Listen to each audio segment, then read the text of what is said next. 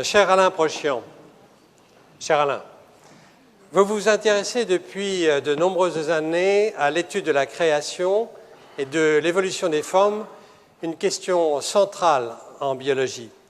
Et votre curiosité pour ce domaine a été stimulée par une observation tout à fait inattendue que vous avez faite lorsque, jeune normalien, vous travailliez dans le laboratoire de Jacques Levinsky au Collège de France.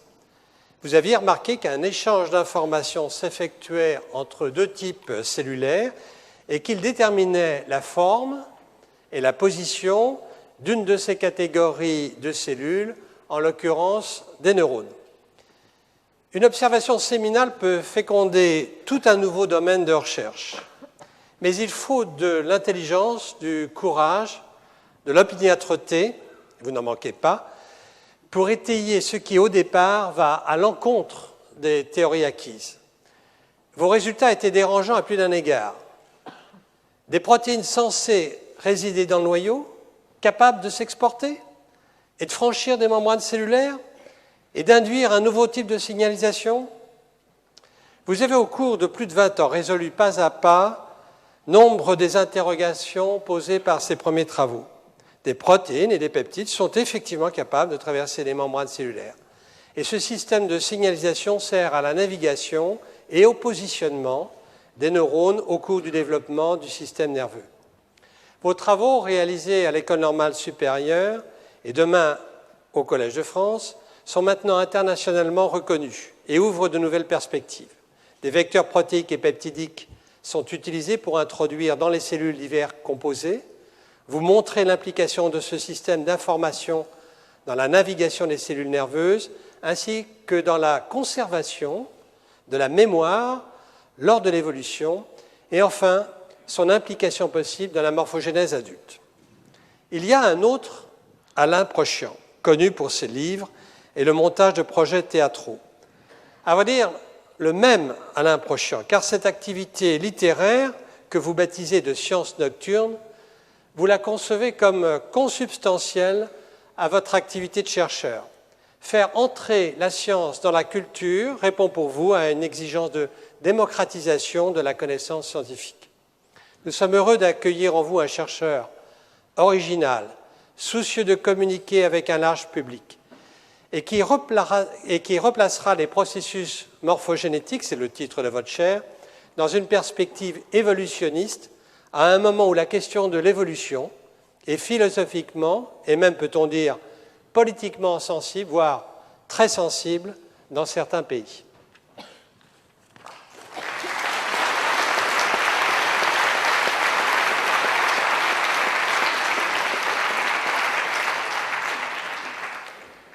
Monsieur l'administrateur, mesdames et messieurs les professeurs, mes chers collègues, mes amis. En 1984, dans le laboratoire de Jacques Levinsky, nous avons fait une observation surprenante, à vrai dire, et qui est la suivante.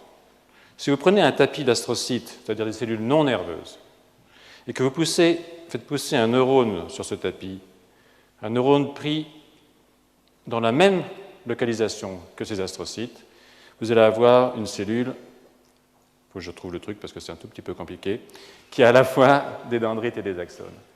Mais si vous mettez ce même neurone sur des astrocytes d'une autre région, alors vous aurez un axone, mais vous n'aurez jamais de dendrite.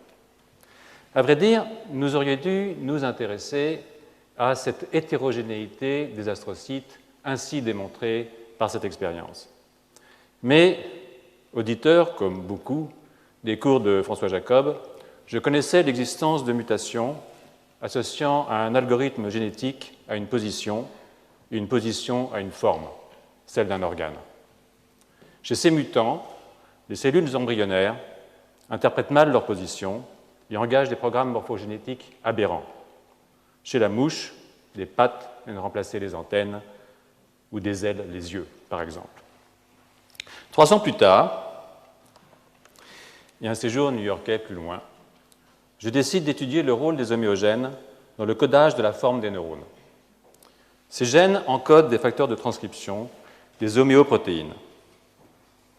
Et ces homéoprotéines se fixent à l'ADN par une petite structure qu'on appelle l'homéodomaine. Afin d'étudier le rôle de ce facteur de transcription dans la forme des neurones, nous décidons d'injecter un homéodomaine afin de déplacer la protéine de ces sites. Et nous observons effectivement une modification de la forme neuronale. Mais malheureusement, ou heureusement, je ne sais pas, nous avons fait un contrôle qui consistait à mettre l'homéodomène à l'extérieur. Et c'est ainsi que nous avons vu la cellule continuer de changer de forme. Normalement, on aurait dû s'arrêter là. Mais nous avons marqué la cellule, l'homéodomène, et c'est ainsi que nous l'avons vu pénétrer dans les cellules, et plus tard que nous avons pu voir les homéoprotéines elles-mêmes pénétrer dans les cellules. Merci Antoine Triller d'avoir, tard le soir, avec la complicité vaguement inquiète d'Henri Korn, mis ton microscope confocal pasteurien, tout neuf, à notre disposition et observé avec moi les poissons zèbres nager dans l'homéodomène fluorescent. La science est aussi une histoire d'amitié. Le concept né de ces premières expériences et dont l'étude nous tient occupés depuis 1988 est simple. Deux cellules échangeant des facteurs de transcription de cette famille se communiquent par là une information de position et y répondent par un changement dans l'expression des différents effecteurs de la morphogénèse.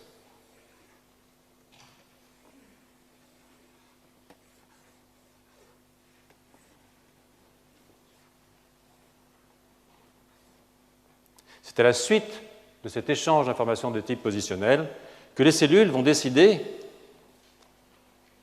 si elles vont s'associer, par exemple, ou au contraire se séparer. C'est-à-dire que la décision morphologique ou la décision d'adhésion ou de déadhésion suit l'échange d'informations positionnelles. Par conséquent, dans ce domaine ou dans ce schéma, nous pouvons considérer que les homéoprotéines sont certes des facteurs de transcription, agissant dans le noyau, mais aussi d'authentiques morphogènes, des protéines messagères capables de passer dans le milieu extracellulaire, de pénétrer dans les cellules avoisinantes et d'en modifier nombre de caractères, dont la forme.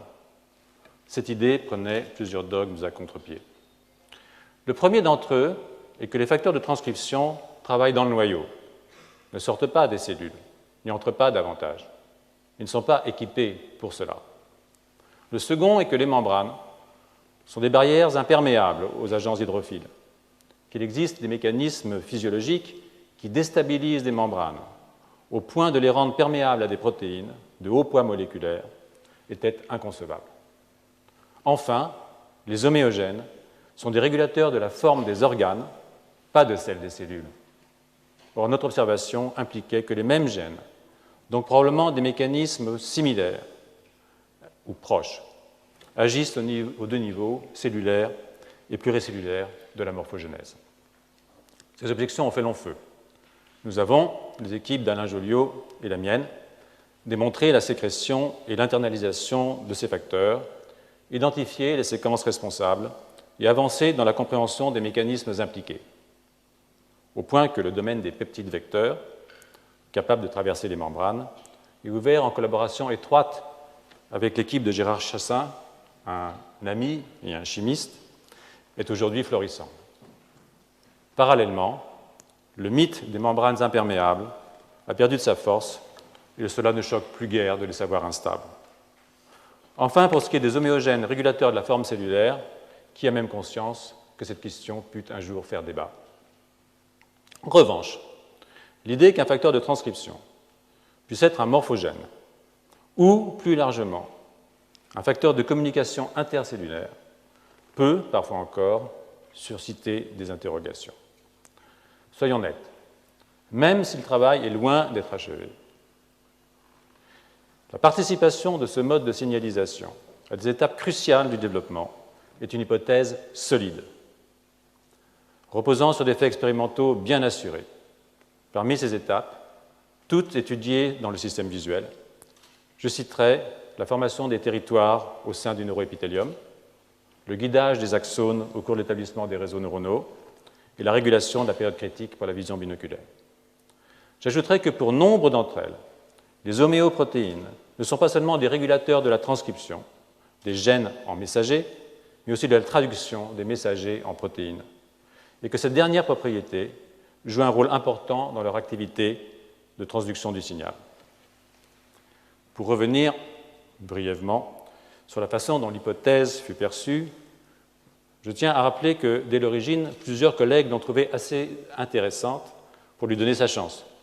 Alors merci, entre autres, à Spyros Artabanis, Denis Duboul, Anthony Thurston, Walter Gehring, Christopher Henderson, Eric Kandel, Daniel Louvard et Pascal Rakic.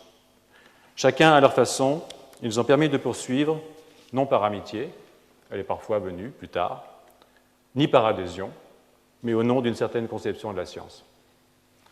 Avec le recul, cependant, je dois admettre que, faute d'une formation solide en biologie du développement, nous étions naïvement enthousiastes, en partie aveugles au caractère provocateur de nos propositions. Cette innocence fut une chance, même si, ce faisant, nous avons jeté le trouble dans l'esprit d'interlocuteurs méfiants vis-à-vis de la nouveauté de l'hypothèse. Attitude partagée par la majorité des éditeurs des grands journaux qui font, ou plutôt suivent, l'opinion.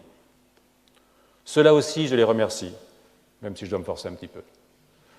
En nous obligeant à multiplier les preuves, ils ont contribué à leur façon au développement de ce projet. Ils nous ont aussi ouvert les yeux sur la structure sociale de la cité scientifique.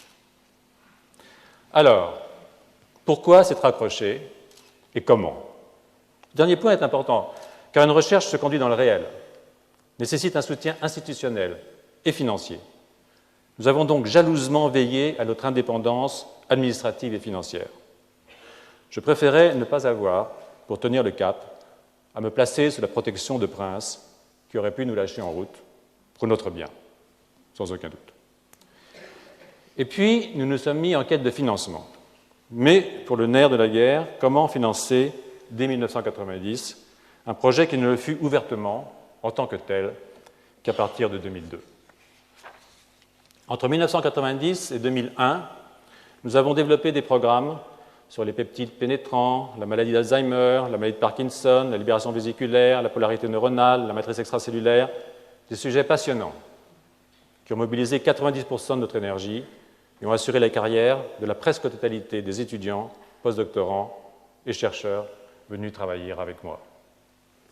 C'est donc en détournant de leur but affiché une petite partie de nos financements qu'avec quelques collègues, au premier rang desquels Alain Joliot, Brigitte Le Saffre, Alain Tremblot et Michel Volovitch, tous établis et hors de danger, nous avons avancé dans l'examen de notre hypothèse. Les autres membres de l'équipe, jusqu'en 2002, ont participé indirectement, jamais de front, à ce projet. Depuis 2002, tout le monde s'y est mis, avec l'aide de collègues étrangers, William Harris, Takao Hensch, Christine Holt, Andrea Wiesenmann, Wolfgang Wurst et leurs collaborateurs.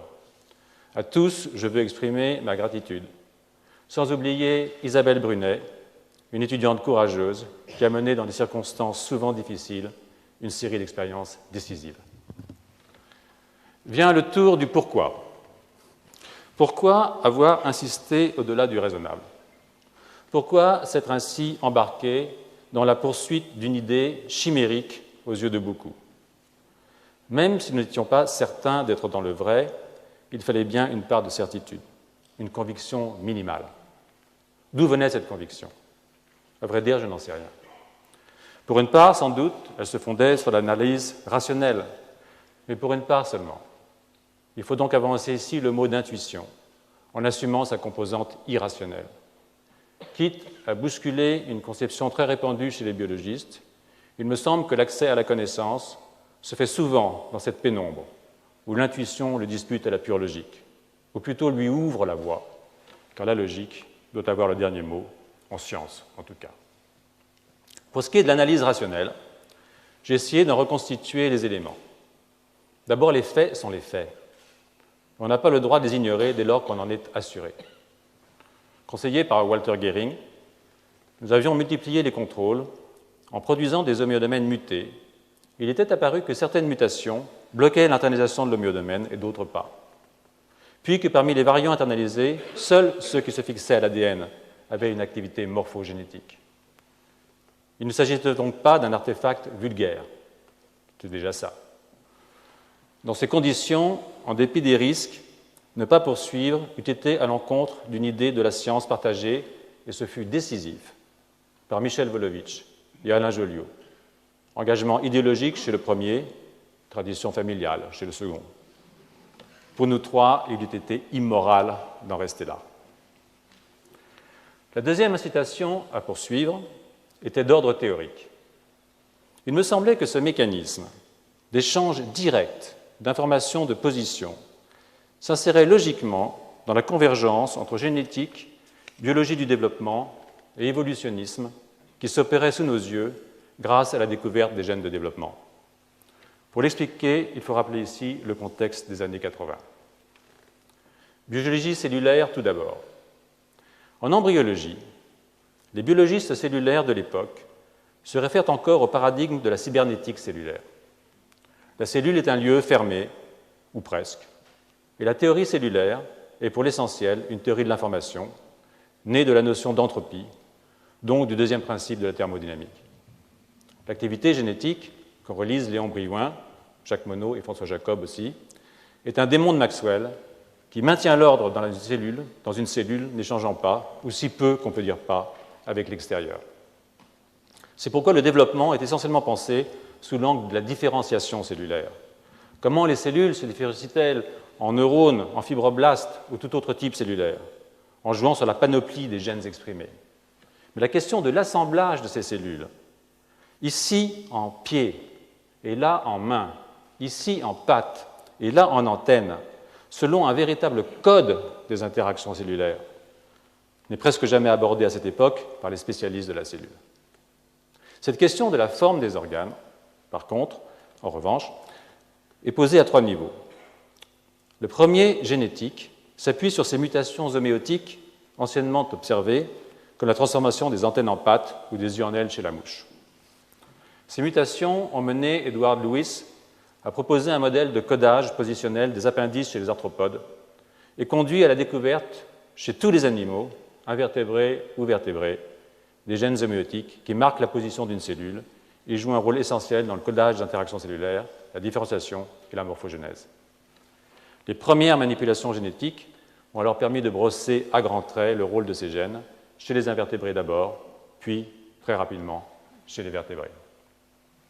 Mais les mécanismes en cause restaient ignorés, secondaires par rapport à l'observation des modifications anatomiques nées des mutations dirigées. Entrer dans le détail cellulaire et moléculaire n'était pas, sauf exception, sur l'agenda des généticiens.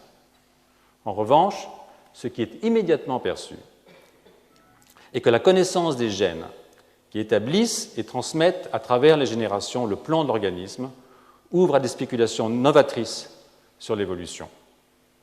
Les modifications de la structure de ces gènes, des variations dans la durée ou les sites de leur expression peuvent en effet donner naissance à des formes animales et végétales nouvelles.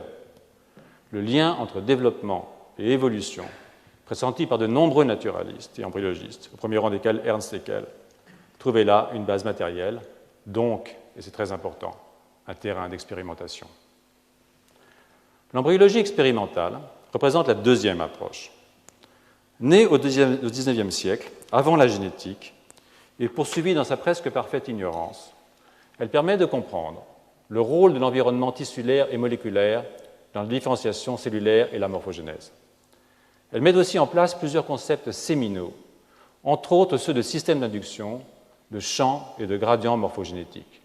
De grands noms, comme celui de Hans Spemann ou Victor Hamburger, Rita Levi-Montalcini, évidemment, marquent l'histoire de cette discipline. Sa fusion tardive avec la génétique du développement va vite s'avérer d'une importance décisive au bénéfice des deux partenaires. En France, les travaux de Nicole Ledouarin illustrent au plus haut niveau cette démarche. Enfin, il y a cette troisième voie, mathématique, qui, sortie d'un purgatoire prolongé, suscite de nouveau l'intérêt des biologistes. On oublie d'ailleurs souvent qu'elle a contribué, à travers la théorisation des concepts de champ et de gradient, morphogénétique à nourrir la réflexion de plusieurs générations d'embryologistes. Je m'arrêterai principalement sur Alan Turing et Louis Volpert, laissant temporairement de côté nombre de théoriciens importants, en particulier Conrad Hall Waddington, dont les idées de canalisation, évolvabilité ou robustesse reviennent aujourd'hui en force. Alan Turing, célèbre comme mathématicien et philosophe, aussi pour le roman de sa vie, a légué à l'imaginaire collectif le principe du cerveau ordinateur, au rôle important et positif, mais aussi problématique, dès lors que ce modèle s'est transformé en représentation dogmatique d'un cerveau-machine logique. On sait le temps pris pour que s'imposent pour le système nerveux les idées de renouvellement cellulaire ou de plasticité morphologique. La conception d'un cerveau ordinateur est évidemment séduisante dans la perspective de la maîtrise de ce qui se passe là-haut. Peine perdue. Déjà, les cellules ont cessé d'être des forteresses thermodynamiques, et voici maintenant que cette chose, à l'avant-poste de notre corps, est vivante, bouge et respire. Pire, ce dangereux organe pourrait avoir une pensée autonome, échappant en partie à ma conscience, savoir avant moi et mieux que moi ce que je pense ou désire. Angoisse sous un crâne. Ce n'est pas machine qui veut. Pourtant, la responsabilité de cette conception fixiste revient plus à ces épigones qu'à Turing lui-même, qui, dans Les machines pensent-elles, pose l'hypothèse du cerveau en développement, celui d'un enfant, comme modèle des machines à venir, avec la conséquence d'un intérêt pour la morphogenèse biologique qui nous vaudra en 1952, 2 ans avant son suicide, la fameuse pomme, un article resté célèbre, Les bases chimiques de la morphogenèse. C'est dans cet article que Turing définit les morphogènes, le premier, comme des évocateurs de formes, terme assez vague, emprunté à Waddington. Le problème de Turing est de créer des patterns au sens des taches du léopard, des frontières donc, avec 2 morphogènes, A et B, exprimés au même niveau stochastique dans le champ morphogénétique. Pour cela, il décrète les conditions suivantes. A et B sont 2 morphogènes qui s'auto-activent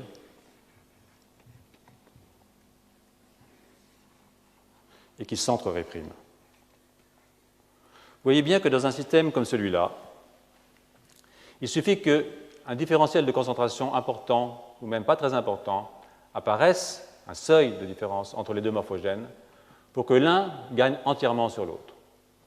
The winner takes all, disent les anglo-saxons. Ce différentiel de concentration peut venir évidemment d'un différentiel de diffusion, c'est ainsi en tout cas que Turing le propose. Et c'est comme ça qu'on peut faire des territoires purement A ou purement B à partir d'un champ de départ où les 2 morphogènes sont exprimés à peu près au même niveau, évidemment avec des fluctuations. Turing fait alors 2 remarques. La première est qu'il serait idéal que les gènes eux-mêmes puissent diffuser. Mais on sait bien que les gènes ne diffusent pas. La deuxième est que la diffusion lui impose, sauf à compliquer le problème, de supprimer les membranes cellulaires, ce qu'il fait. Quand j'ai lu cet article, j'ai été frappé par les correspondances entre son modèle et notre hypothèse. En effet, les propriétés passe-muraille des homéoprotéines effacent, pour ainsi dire, les membranes.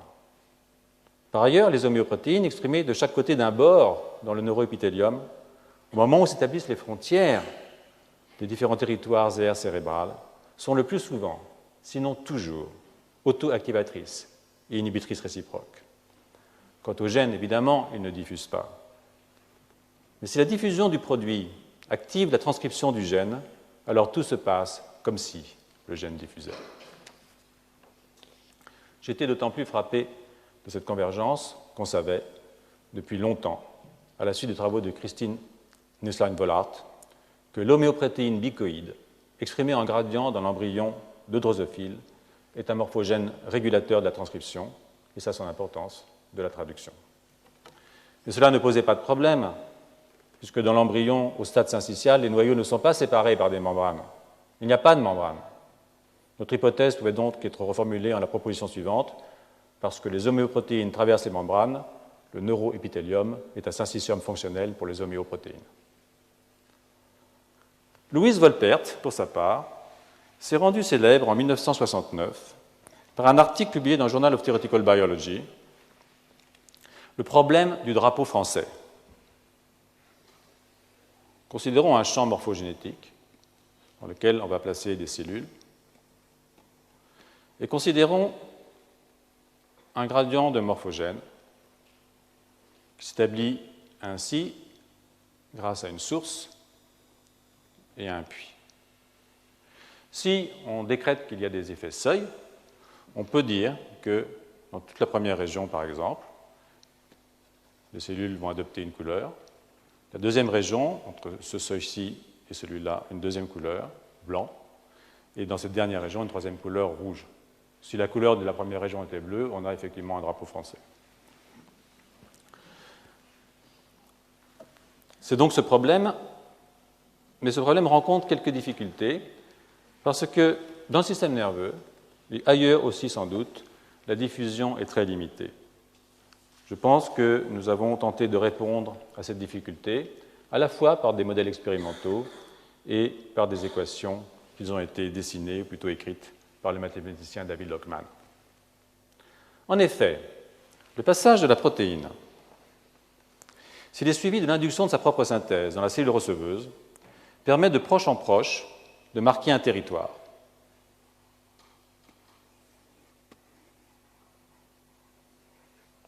La protéine est infectieuse. Et l'infection va éventuellement être bloquée par une autre protéine qui vient dans l'autre sens, qui est un morphogène qui inhibe l'activation de ce premier morphogène, A et B. Souvenez-vous du principe de Turing. Il suffit alors que l'efficacité d'infection diminue avec le temps pour créer un gradient morphogénétique le long du neuroépithélium, avec un alpha inférieur à 1.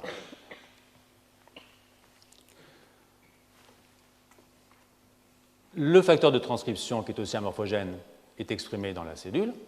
Il est alors exporté à la surface. Et le gradient qu'on peut voir dans le noyau est conservé également à la surface, car les protéines ne peuvent pas diffuser, bloquées qu'elles sont par des sucres complexes de la matrice extracellulaire. Donc dans notre modèle, le gradient peut se former, il peut se maintenir, non pas parce que la protéine diffuse, mais justement parce qu'elle ne diffuse pas. Car si elle diffusait, il n'y aurait plus de gradient.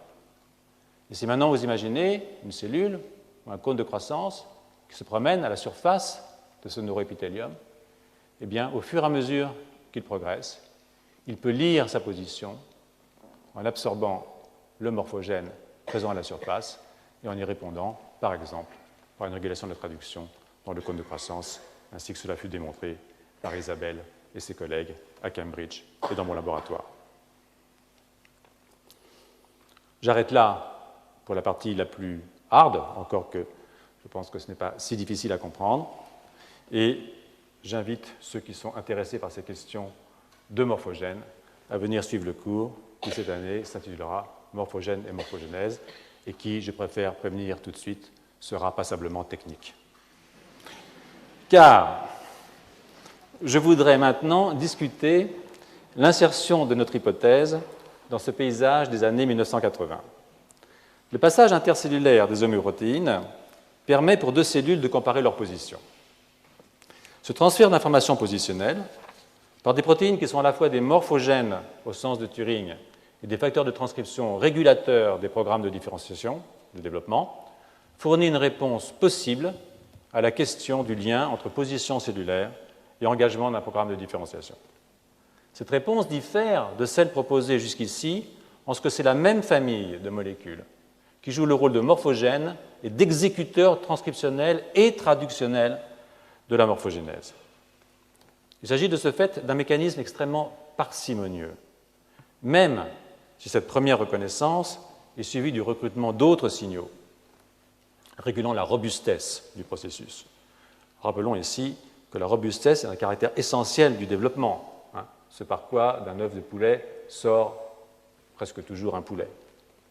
Mais qu'une trop grande robustesse peut aussi nuire à l'évaluabilité, voire à la plasticité physiologique de la transduction d'un signal, d'où l'importance de l'ensemble des systèmes régulateurs. Dans une perspective évolutive, ce mécanisme a pu précéder les modes classiques de signalisation.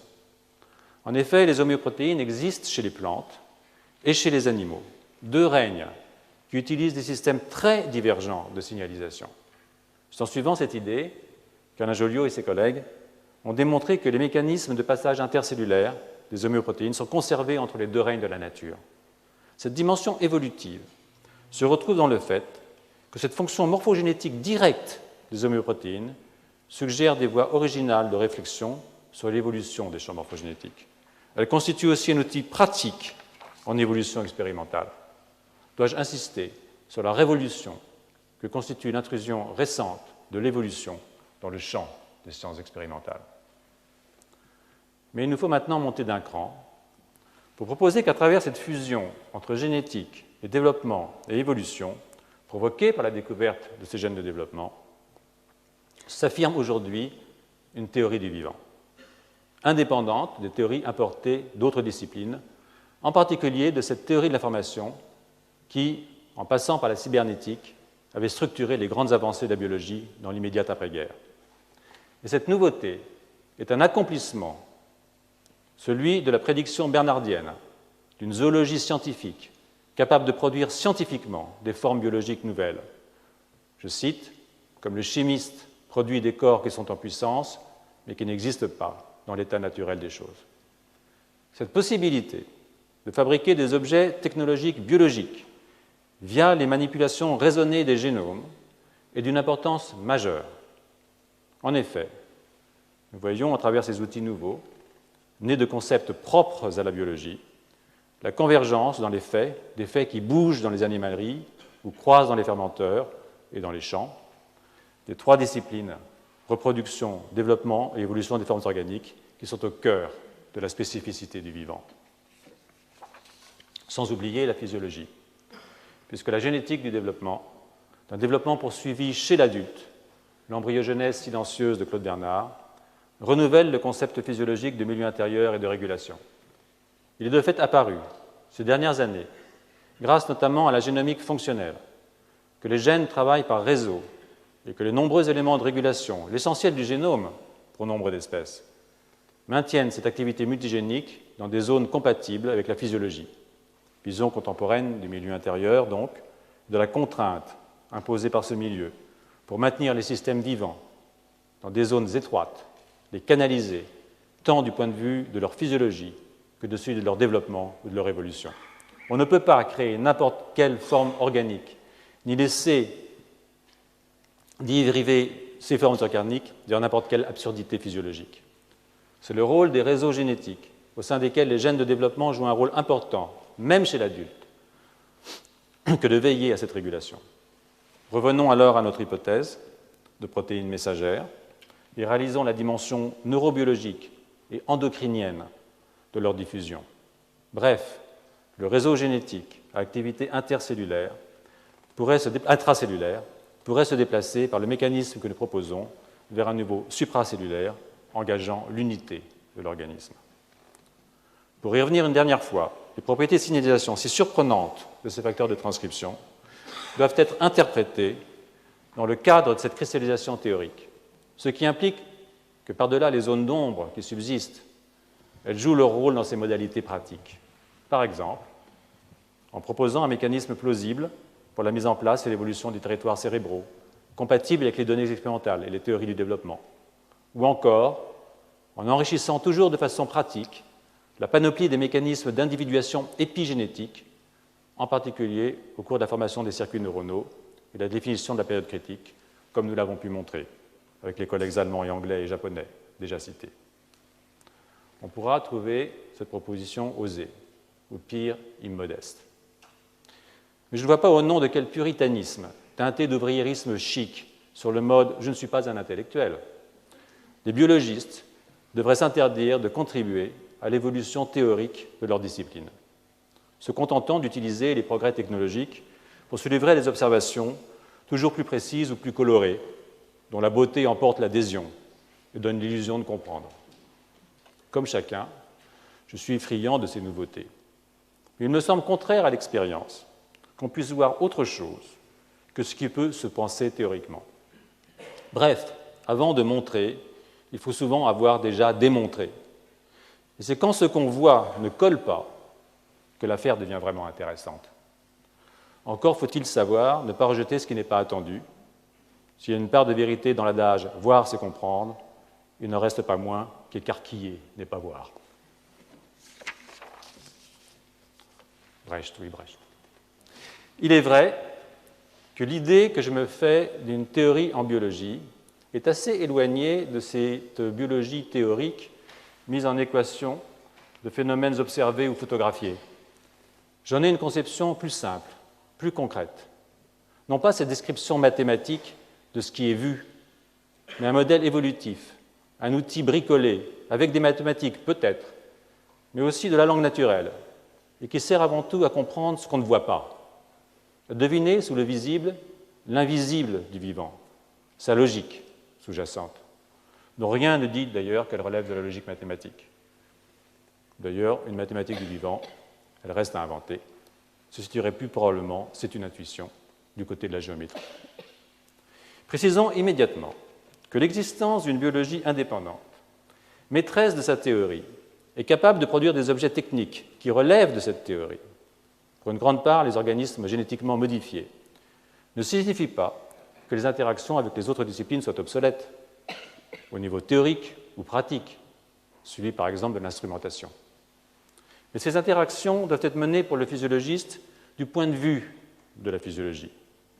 Par cette indépendance ainsi affirmée, la biologie n'a aucune raison de se penser comme un champ d'application de concepts opérationnels dans d'autres champs disciplinaires. A contrario, sûre d'elle-même, elle n'a pas besoin de se donner des airs de métathéorie hégémonique, encline à légiférer en dehors de son domaine de validité, tout particulièrement dans le champ des sciences humaines. Levons une possible ambiguïté. Je suis résolument du côté d'une naturalisation de l'esprit, comprise comme l'étude des mécanismes cérébraux, aussi de la façon dont ils se développent et dont ils ont évolué, nécessaire à l'exercice d'une spécificité humaine qui se traduit dans nos organisations sociales et nos pratiques culturelles. Si je me concentre ici sur Sapiens, ce n'est pas parce que nous ne serions pas des animaux, mais parce que les modifications qui se sont produites dans le genre Homo nous ont, pour ainsi dire, comme sortis de la nature. J'en prendrai pour preuve le rapport exceptionnellement élevé chez Sapiens entre le volume du cerveau et sa masse corporelle. Par rapport aux chimpanzés, nous avons 900 cm3 de trop. Sur 1400, ce n'est pas rien. Et la taille n'est pas tout. Les frontières entre territoires se sont déplacées, dont celle du langage. Certes, nous avons 98% de proximité génétique avec les chimpanzés, 80% avec la souris. Il ne s'agit là que des séquences codantes, probablement moins de 5% du génome, et non des séquences régulatrices qui déterminent le lieu et la durée de l'expression des gènes, deux variables évidemment décisives quand il s'agit d'évolution morphologique ou psychologique. On comprendra donc que je prenne ici la liberté d'oublier les autres animaux, y compris les chimpanzés, même si je n'ai aucune forme de mépris pour ces lointains cousins et leurs pratiques culturelles, nettoyage des pommes de terre et brindilles à termites. C'est un début. Pour en revenir donc à l'humain et à la place de la biologie dans son étude, ce n'est pas parce que nous partageons cette étude avec d'autres communautés que l'identité de l'objet humain doit entraîner l'identité des théories. Voir le passage de théorie et champs disciplinaires indépendants sur la férule d'une discipline, fût-elle la neurobiologie. Car un objet scientifique n'est pas seulement l'objet matériel, mais l'objet matériel est la théorie qui permet de le penser. Ce n'est pas parce que nous sommes faits d'atomes que le biologiste est ipso facto un physicien, ou un physicien un biologiste.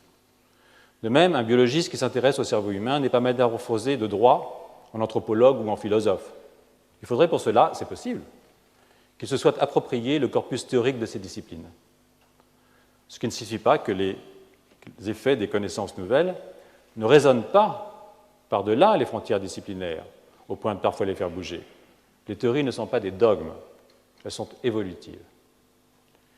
Il est inévitable que les termes si souvent utilisés, adjoignant le préfixe « neuro » à un suffixe variable, philosophie, économie, éthique, esthétique, j'en passe, laisse parfois supposer que ces disciplines se retrouvent, par le fait du progrès scientifique et technique, comme on disait en URSS, en position de domaine d'application des neurosciences.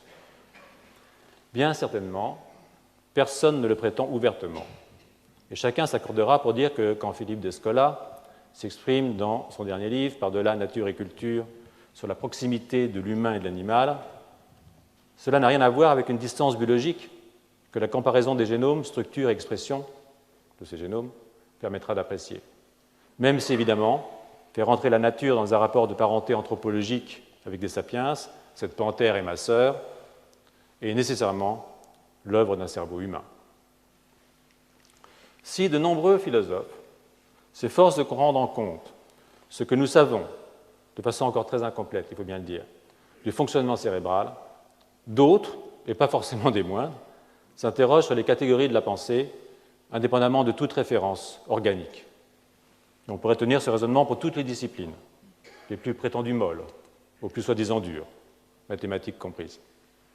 Et je ne vois pas au nom de quel matérialisme naïf on irait leur disputer ce droit.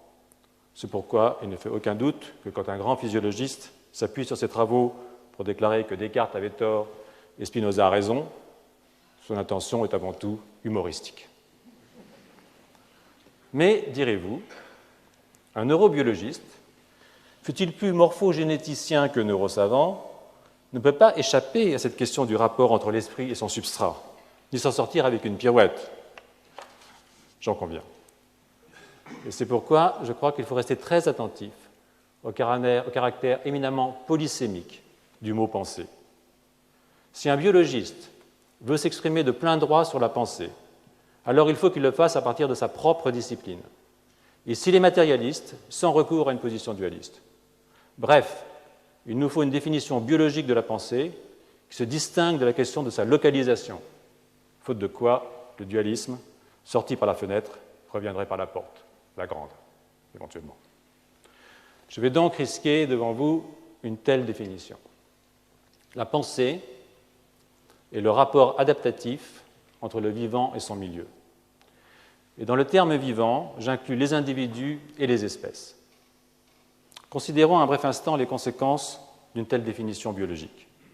La première est qu'un rapport n'est pas une substance.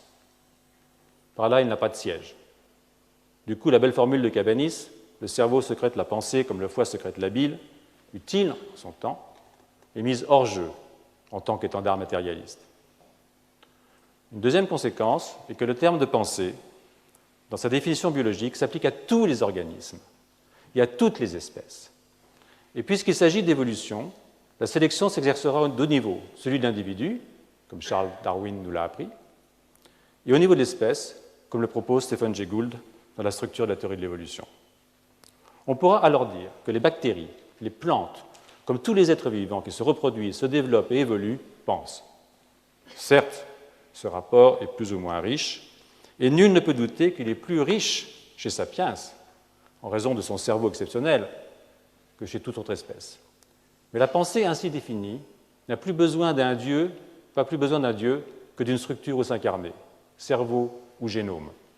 Ni transcendance, ni immanence. On croit apercevoir l'imposante silhouette emmuraillée du grand philosophe de la nature, celui qui osa ni Dieu ni nature, véritable précipice au milieu du salon, celui des philosophes des Lumières, pour reprendre l'expression d'Annie Lebrun. Si maintenant, pour ne considérer que les extrêmes, je compare les bactéries et les humains, c'est pour constater que les stratégies adaptatives sont évidemment distinctes, puisque les bactéries s'adaptent principalement par un mécanisme génétique de sélection de clones, alors que le cerveau humain est un instrument extraordinaire d'adaptation qui joue à deux niveaux interdépendants, celui de la culture et celui de l'individuation. Les propriétés du système nerveux, au premier rang desquelles sont l'adaptabilité physiologique et morphologique, qui restent à l'œuvre tout au long de la vie des individus, embryogenèse silencieuse, ouvrent en effet la voie à une évolution individuelle, individuation, qui trouve son expression extrême dans le cerveau humain, son cerveau naturel, mais aussi, surtout, son cerveau prolongé dans la culture et la technique. Réalisons que depuis son origine, Sapiens n'a survécu que par sa capacité à développer et utiliser les outils, l'ordinateur prolongeant aujourd'hui son cerveau, comme la bicyclette avait prolongé ses jambes. Et l'invention de la conscience réfléchie permet d'abord à l'individu de se penser comme cohérent, en dépit d'une évolution cérébrale qui ne s'achève qu'avec la mort. On ne se baigne jamais deux fois dans le même homme, même dans le même humain, excusez-moi. Même si la culture, dont la technique est une des facettes de plein droit, autorise un prolongement de l'adaptation historique de l'espèce au-delà même de la mort des individus. Une dernière conséquence de notre définition est qu'elle laisse leur place à des définitions distinctes, apportées par des champs disciplinaires différents, la philosophie, l'anthropologie, la littérature, bref, tous les chemins de la connaissance qui apportent leur éclairage spécifique sur le phénomène humain. Ce qui ne signifie aucunement qu'il n'existe pas de relation entre ces champs, que ces relations ne puissent pas, elles aussi, évoluer, comme évoluent les théories qui sont les nôtres, faute de quoi elles se fixeraient en dogme. Bref, cette définition est respectueuse des champs de savoir dans leur diversité, et l'interdisciplinarité cesse de laisser ouverte la tentation hégémonique d'où qu'elle vienne. Car il n'y a pas que la biologie qui puisse céder aux tentations hégémoniques. Et ce sera mon dernier développement sur ce thème. Car de même que de défendre une langue, c'est défendre toutes les langues, défendre l'indépendance d'un champ de savoir, c'est défendre celle de tous les champs de savoir, biologie comprise. Thème bernardien, s'il en fut, que cette défense de la biologie contre les incursions externes. L'incursion de la physique d'abord, que le grand physiologiste récuse en inventant le milieu intérieur, l'équivalent en physiologie de l'éther des physiciens post-newtoniens, quand Guilhem nous l'a appris. La vie n'est plus l'ensemble des forces qui s'opposent à la mort, conception de Bichat, purement thermodynamicienne, héritage de Carnot et de Lavoisier, mais un double mouvement de création et de destruction de formes organiques, une incessante création de formes, pour reprendre la formule de Darwin. L'incursion philosophique, ensuite, qu'on relise l'introduction à la médecine expérimentale pour y retrouver le refus constant de se laisser entraîner dans la classification conscienne des disciplines scientifiques. La biologie, mais au-delà aucune discipline scientifique, ne peut accepter que des philosophies, sous prétexte qu'elles se déclarent scientifiques, c'est leur affaire, viennent faire la police chez elles. Il y a dans ce propos nulle position hostile à quelque discipline que ce soit, ni à l'interdisciplinarité. J'ai évoqué plus haut les liens étroits que mon équipe a tissés avec des chimistes, l'équipe de Gérard Chassin, des mathématiciens, l'équipe de David Lockman ou des physiciens de la matière molle, à travers des collaborations avec des équipes du département de physique de l'École normale supérieure, celles de David Ben-Simon et Vincent Croquette, Maxime Daran ou Éric Pérez. En ce qui nous concerne, l'aide conceptuelle et technique qui nous a été ainsi apportée a servi des questions portées par la physiologie. Il en est allé symétriquement pour nos collègues qui ont le plus souvent utilisé nos modèles pour l'étude de questions touchant leur propre discipline. Ça ne veut pas dire que les bords n'ont pas bougé ou frémi. Les sciences sont vivantes, et que chacun y a aussi trouvé son miel en son domaine, condition d'une collaboration réussie. Nous sommes là, évidemment, à milieu de ces grandes institutions prétendument pluridisciplinaires, où chaque discipline est organisée en forteresse, avec comme souci principal de savoir ce qui tombe dans l'escarcelle du voisin, une solidarité proche de celle des poireaux dans un champ, à la différence près que les poireaux n'ont pas l'habitude de s'entre-dévorer. Au-delà de ces collaborations, dont le contenu principal est donc le plus souvent d'ordre technique, même si les théories peuvent s'en trouver modifiées, il existe un autre espace où les disciplines sont amenées à se croiser. Cet espace est celui de la rêverie. Je crois avoir remarqué que les conditions pratiques de la recherche scientifique laissent peu de temps pour des activités autres que la production rationnelle de connaissances, nouvelles si possible. Lire les grands anciens, j'en ai cité quelques-uns, s'aventurer sur le terrain de l'histoire des sciences, de la philosophie, voire de la littérature, collaborer avec un faiseur de théâtre, comme Jean-François Perret, est souvent perçu comme du temps pris au sérieux de la science. Pire, cela peut apparaître comme une marque de faiblesse ou de superficialité. Une façon fantaisiste de continuer d'exister quand la science vient à se dérober. On se trouve alors rapidement rangé dans la catégorie du savant médiatique, variante contemporaine du médecin cultivé, nœud papillon et dîner en ville. Je veux ici affirmer que ces manquements à l'image que la science aime à donner d'elle-même font partie, pour moi, de l'activité scientifique. J'ai risqué le terme de science nocturne. je me suis adonné de longue date à ces pratiques nocturnes. De là, mon intérêt pour des auteurs scientifiques disparus, parfois depuis longtemps. Claude Bernard, par exemple, dans la chaire de médecine expérimentale, la plus prestigieuse pour un physiologiste, et aujourd'hui occupée par Pierre Corvol, notre administrateur. Ces lectures m'ont été d'une aide précieuse pour la compréhension des questions les plus pointues abordées par la biologie. Si les sciences, en effet, se définissent non seulement par leurs objets, mais aussi, je devrais dire peut-être surtout, par leurs théories, si ces théories, répétons-le, sont évolutives, il est aisé de comprendre que s'attarder sur les textes anciens ne peut que nous aider à éclairer nos recherches les plus avancées. Il ne s'agit donc pas d'effacer l'ancien par le nouveau, mais de poursuivre une conversation entre amis avec les chercheurs qui ont posé les questions et les ont faites évoluer. On manquait à le faire, en raison d'obstacles qu'il nous faut aussi comprendre, car ils sont parfois toujours présents. Pour puiser dans mon expérience personnelle, le concept de milieu intérieur, celui d'embryogenèse silencieuse, m'ont été d'un grand secours pour lier le développement à la physiologie ou à la pharmacologie. Si j'ai, il y a de cela plusieurs années, intitulé mon équipe Développement et Neuropharmacologie, l'italique du « et », soulignant le rapport dialectique entre ces deux domaines, ce n'est ni par caprice, ni par hasard. Accessoirement, mais est-ce accessoire? Cette fréquentation nous permet d'entrer dans l'intimité d'êtres humains et de saisir les difficultés auxquelles ils se sont heurtés, non sans effet sur leur vie, au sens le plus prosaïque du terme. Qu'on relise ou lise la correspondance de Darwin, les lettres de Claude Bernard à Mme Rafalovic, qu'on s'attarde sur les vies de Lamarck, Turing ou Galilée. Comment rester insensible aux difficultés existentielles de ces très grands savants, à leurs interrogations, leur façon de nous faire connaître non pas des méthodes pour trouver, si on avait, ça se saurait, mais leurs interrogations sur le mode du « comment ai-je trouvé », voire du « ai-je trouvé ». Bref, la fréquentation des maîtres, jusque dans leur intimité, non seulement nous remet à notre juste et modeste place, mais nous fait aussi saisir l'humanité de la science, la prévalence et l'importance du doute qui habite toute vie humaine, en premier lieu celle des scientifiques. Mais il peut arriver qu'on quitte véritablement le terrain de la science ou de l'histoire de la science et des savants pour se laisser aller à des approches plus littéraires, pour explorer un no man's land, cette zone où rien n'est encore joué et où des correspondances peuvent se faire jour entre différents champs de savoir ou de culture. C'est la définition même de ce que j'appelle littérature, cette zone chaotique où la pensée se cherche et invente, rêverie ou promenade, avec des mots, quand la logique n'a pas encore, c'est à venir, été en position d'assurer son emprise à l'aide de faits objectifs et de théories structurées. C'est ici, littérature oblige, que je vais risquer une réflexion sur la place de la langue du sujet de la science dans l'invention scientifique. Qu'on se rassure, il ne s'agit certainement pas de défendre le français comme langue scientifique.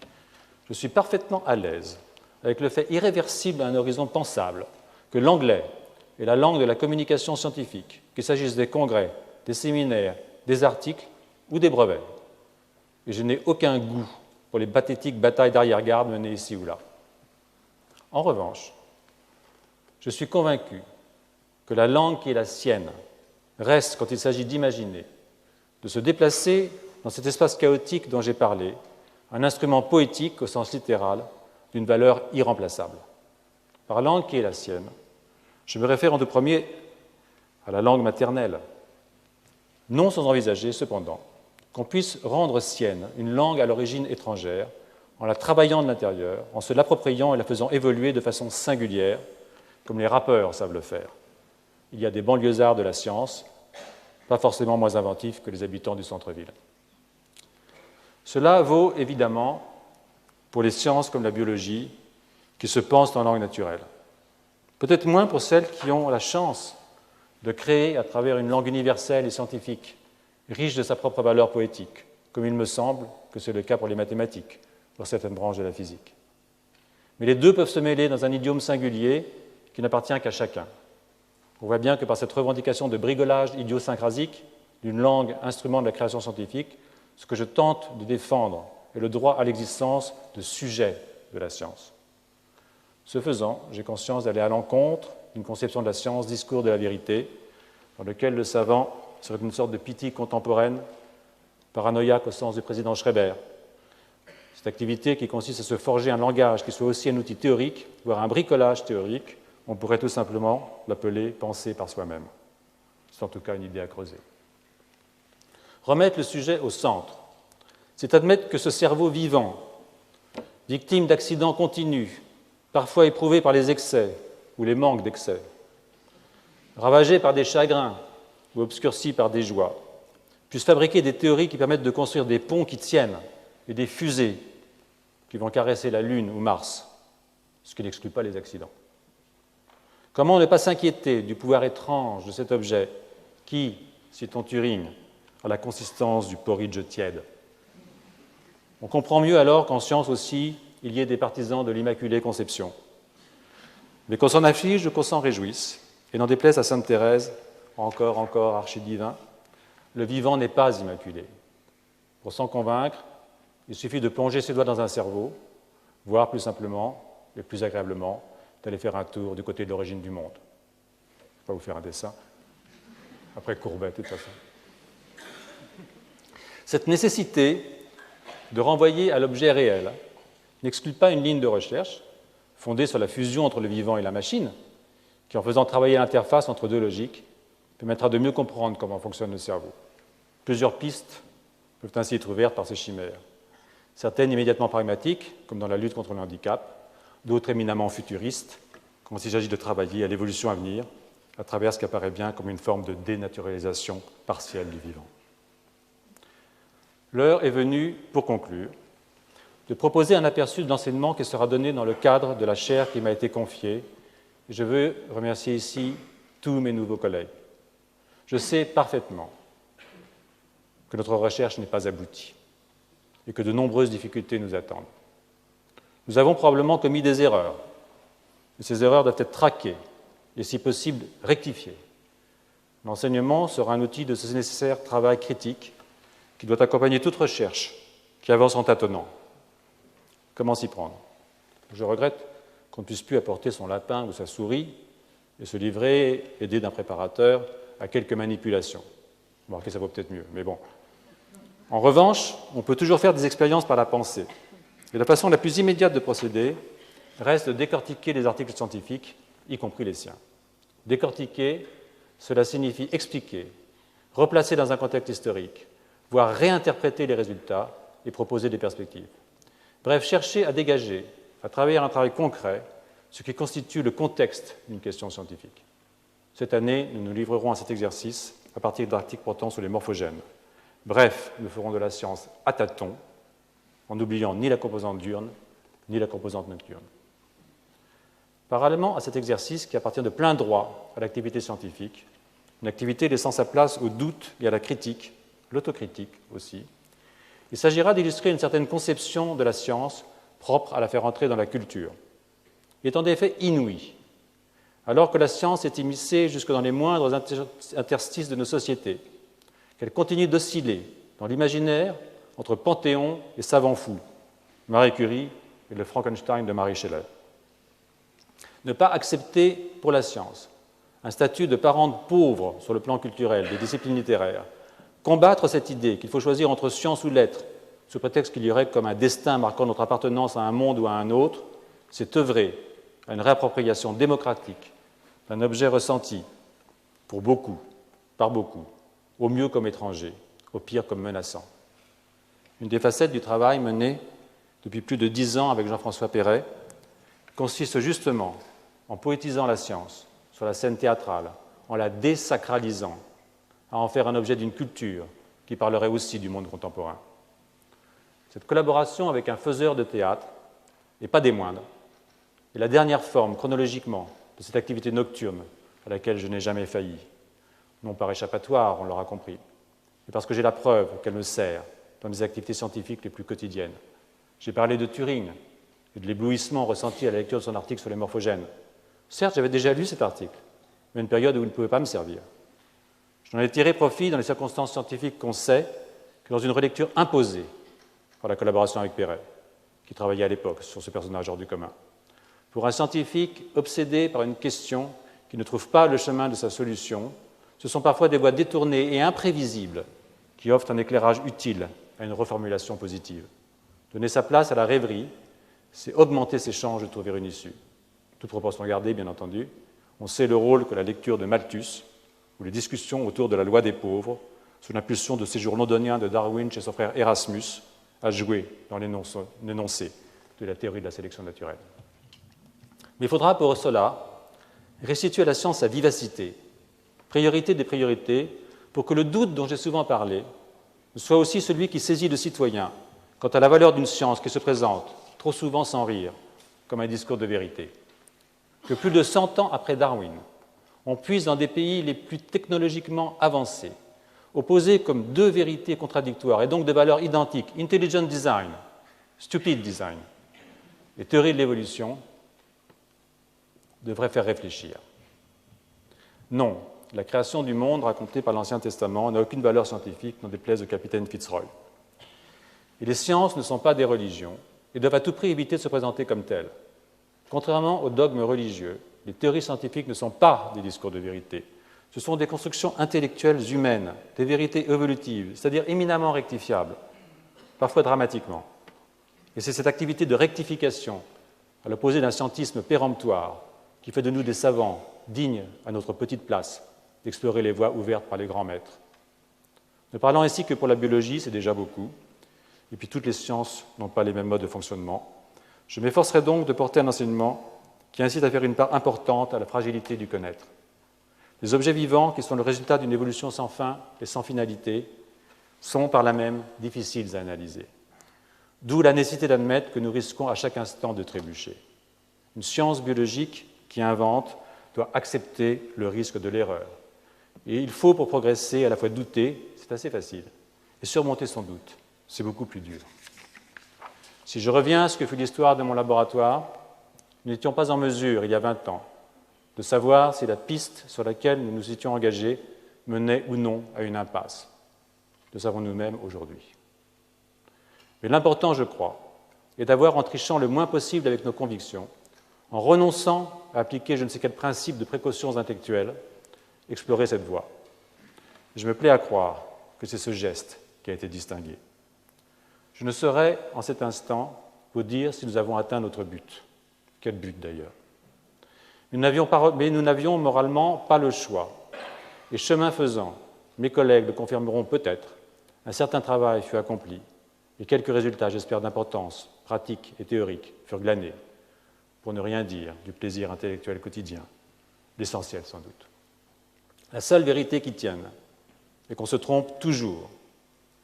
Mais l'important n'est pas de ne pas se tromper, mais s'étant trompé, d'essayer encore, avec comme seule ambition celle de se tromper mieux, fail better. Beckett? Oui, Beckett. Merci.